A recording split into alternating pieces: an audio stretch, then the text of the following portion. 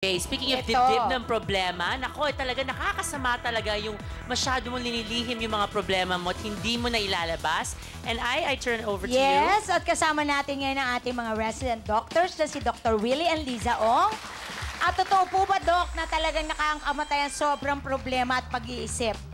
Yes, tama to ay, no? Sa mga listeners natin, kung talagang maraming problema, pag dinidibdib ninyo, medyo masama to sa puso. Kasi itong mga ugat natin sa puso, pwedeng tumigas.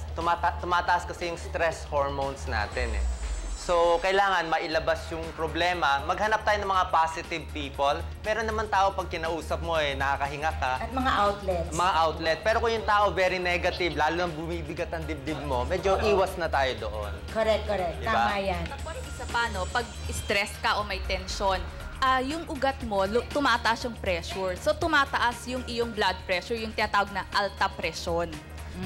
Yun, maaring pumutok ang ugat sa ulo, nagiging stroke o yung brain hemorrhage. Tapos, yung ugat sa mata, pwede ring Oo, pumutok pag na-stress ka. or galit. Ako, pag na-stress ako, nagkaka-asthma ako.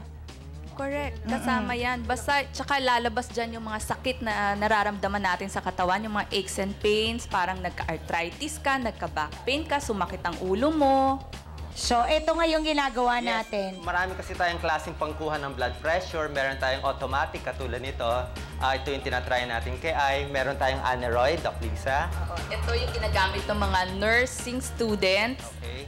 Pero kailangan mo ng stethoscope dyan, so mahirap. Hindi tulad nitong ginagawa natin kay Miss Ai, hindi mo kailangan ng mga Yes. ganito. At Ilalagay mo lang sa kamay. Blood pressure ko ay... At ang blood pressure ni Ai ay 114/74. Ito pinakamagandang blood pressure sa lahat. Sa buong buhay. Yes, relax na relax ka, hindi ka depressed mukhang.